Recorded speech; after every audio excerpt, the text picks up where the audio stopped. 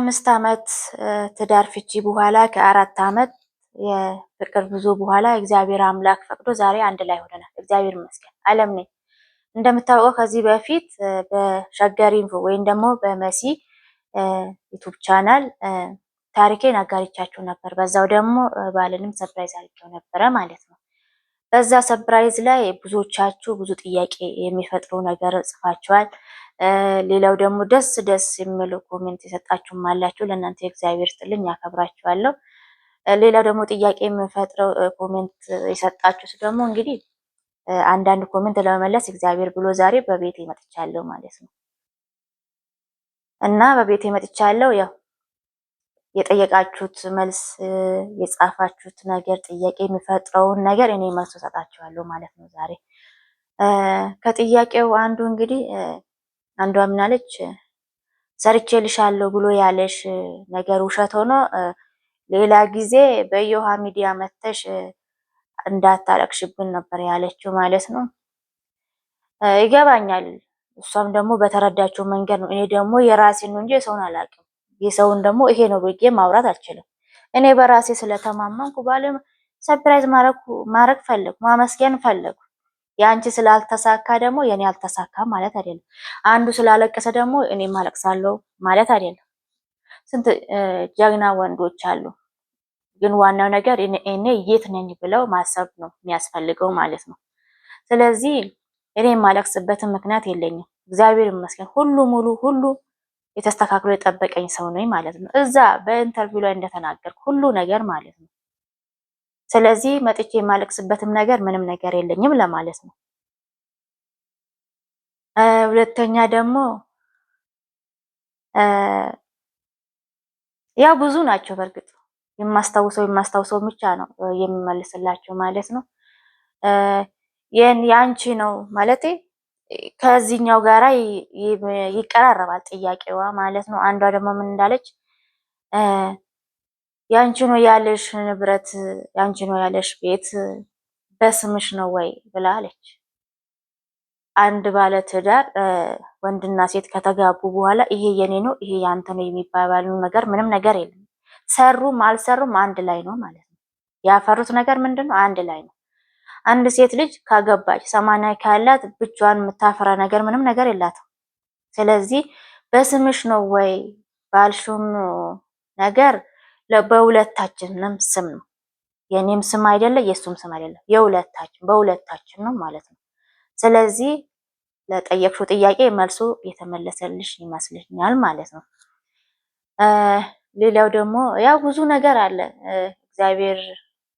እግዚአብሔር ታሪክ ቀያሪ ነው እና በአንዳንድ ወንዶች ምክንያት ደግሞ እንደዚህ የሚሰሩ እንደዚህ ሚስቶቻቸውን የሚያስደስቱ ዋጋ ከፍለው ልጆች እያሳደጉ እያስተማሩ ብዙ ነገር እያደረጉ ሴቷ ወይም ደግሞ ሚስታቸው ሰርታ የምትልክላቸው እነሱም ደግሞ እዚህ ሰርቶ አንድ ላይ አጋጅቶ የተሻለ ነገር ሰርቶ የሚጠብቁ ብዙ ወንዶች አሉ። እናንተ የምታዩት ወንዶች እና የኔ ባል አንድ አይደለም ማለት ነው። ለዛ ነው ለባሌ መመስከር የፈለኩት ማለት ነው። ስለዚህ ንብረት ስንል ደግሞ ብዙ ነገር የምናጣው ነገር አለ። አንድ ሴት ስለተበላች፣ አንድ ሴት ስላለቀሰች ዓለምም ታለቅሳለች ማለት አይደለም። ምክንያቱም እኔ የተሳካልኝ ሰው ስለሆነ ማለት ነው። ስለዚህ መታ ካለቀሰችው የተሻለ ስለሆነልኝ ለምንድን ነው ባሌ ማመስገን የማልችለው? ለዛ ነው ማለት ነው። እና ብዙ ጥያቄ ቢኖርም እንግዲህ ይሄንን ሁለቱም መልሻለሁ። በአንቺ ስም ነው ላልሽው በሁለታችንም ስም ነው። አንቺ ደግሞ መተሽ በየውሃ ሜዳ ደግሞ እንዳታለቅሽብኝ ያሹ ደግሞ መጥቼ አላለቅስም። እግዚአብሔር ይመስገን። ምን አጥቼ ምን ጎሎኝ? ቢጎለኝ ኑሮ እንዴት ባሌን በአደባባይ ማመስገን እችላለሁ? ትንሽዬ ቅሬታ ቢሆን ኖሮ ባሌን አላመሰግነውም፣ አላከብረው፣ ክብሩን አላሳየውም። ገባችኋል?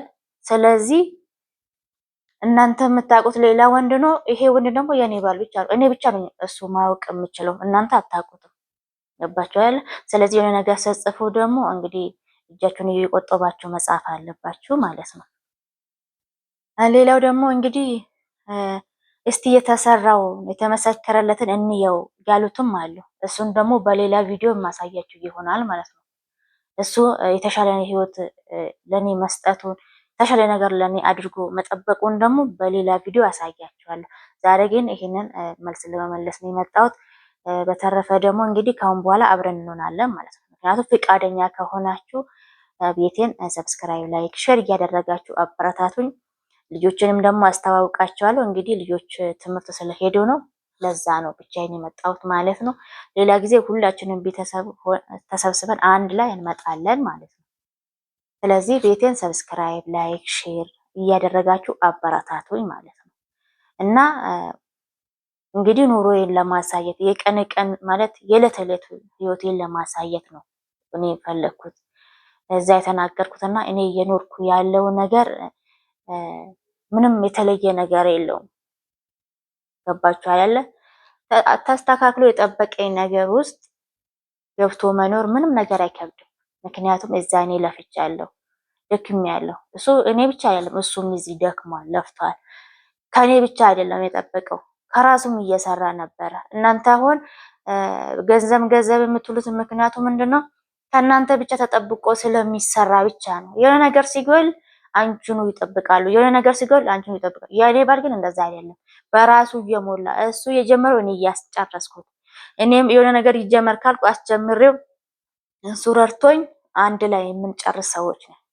ስለዚህ እናንተ የምታውቁት ወንድ ወይም ደግሞ ሌላ ሰው ከእናንተ ብቻ የሚፈልግ ቤት መስራት ከተጀመረ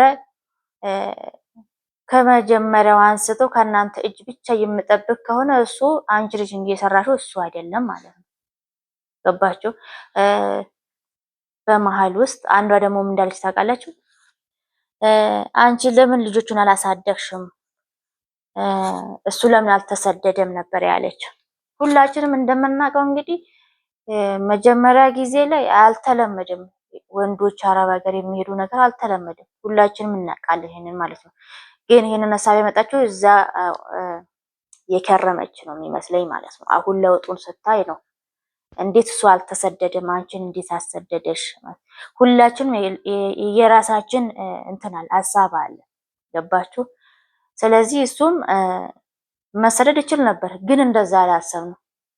የሚቀለው በእኔ በሴቷ ስለሆነ እኔም ደግሞ መሄድ ፈለኩ። ግን ደግሞ እሱ ስለሄደ እኔ ስለሄድኩ አይደለም። ዛሬ እግዚአብሔር ይመስገን የተሻለ ህይወት ላይ ነን ያለ ነው ማለት ነው። ገባችሁ? ስለዚህ እናንተ አጉል ላይ ገንዘባችሁን እያፈሳችሁ እድሜያችሁን እየጨረሳችሁ የሆነ ነገር ሳትይዙ ከተበላችሁ በኋላ ወንዱ በላኝ ደግሞ ለወንድ የምን አባቱ ሰርፕራይዝ ነው እያላችሁ ኮሜንት የምጽፉ ማለት ነው። እናንተ እንግዲህ ጥፋታችሁ የራሳችሁ ነው። ጥፋታችሁ የራሳችሁ ነው። መጀመሪያ ወንድ ከመፈለግ በፊት እኔ የት ነኝ የቆምኩት፣ ዛሬ ምን እየሰራው ነው፣ የት ነኝ ብሎ ማሰብ ደግሞ ይቀድማል ብዬ አስባለሁ። እንደኔ ማለት ነው። ስለዚህ የተሻለ ህይወት ለመኖር የተሳካ ህይወትን የተሻለ ነገር ልጅ ወልዶ ትዳር ይዞ ወልዶ ከብዶ መኖር ደግሞ የቆምሽበት ነው ወሳኙ። እኔ እንደዛ ነው የምለው። አጉል ቦታ ከቆምሽ እንግዲህ ሁሉም ነገር አጉል ነው የሚሆነው። የተሻለ ቦታ ከቆምሽ ደግሞ ሁሉም ነገር የተሻለ ነው የሚሆነው ማለት ነው። ስለዚህ በተለይ ደግሞ በአሁኑ ጊዜ ማለት ነው ሁሉም አንድ አይነት ናቸው ይላሉ ወንዶች፣ ሁሉም አንድ አይነት ናቸው ይላሉ። ግን እንደዛ አይደለም። ሁሉም ወንዶች አንድ አይደለም። አንቺ የምታውቂው ነው ያ መጥፎ፣ እኔ የማውቀው ደግሞ ሌላ ነው፣ ያቺም ደግሞ የምታውቀው ሌላ ነው። ስለዚህ ሁሉም ወንዶች አንድ አይደለም ለማለት ፈልጌ እና ወደፊት ደግሞ እንግዲህ ብዙ ነገር ማሳያችሁ ይሆናል፣ ብዙ ነገር ማጫውታችሁ ይሆናል። ለዛሬ ግን ይሄንን የተጻፈው ኮሜንት ለመመለስ ነው። ሌላው ወደፊት ብዙ ነገር የማወራችሁ ብዙ ነገር የማሳያችሁ አብረን እንድንጓዝ እንግዲህ ቤቴንም ሰብስክራይብ አድርጉ፣ ላይክ አድርጉ፣ ሼር አድርጉ፣ አበረታቱኝ። ቆንጆ ቆንጆ ነገር ይዤላችሁ የምመጣ ይሆናል። እንግዲህ በሌላ ቪዲዮ እስክንገናኝ ድረስ እግዚአብሔር አምላክ ከእናንተ ጋር የሚሆን በሰላም በፍቅር እግዚአብሔር አምላክ ለሀገራችሁ ያብቃችሁ፣ የእረፍት እንጀራ ይስጣችሁ። እውነት እኔ እዛ ሁኜ እረፍት ነበር ያማረኝ፣ እረፍት ገባሻል። እግዚአብሔር ይመስገን ዛሬ ደግሞ በቤቴ እረፍት አግኝቻለሁ። በዚህ ልጆች አሉ፣ በዚህ ደግሞ እሱ አለ። የሆነ የተስተካከለ ነገር ሲሆን ሁሉም ነገር ደስ ይላል። ገባችሁ? ዛሬ እዛ ሁኜ ስመኝ የነበረው እረፍት ዛሬ እረፍት ላይ ነኝ ያለሁት ማለት ነው። እግዚአብሔር ይመስገን። ለእናንተ ለሁላችሁም እግዚአብሔር አምላክ የእረፍት እንጀራ ይስጣችሁ። እኔ ሌላ ነገር ምንም ልል አልችልም ማለት ነው እና በሌላ ቪዲዮ እንግዲህ እንገናኛለን። እስከዛ ድረስ ደህና ሁኑ።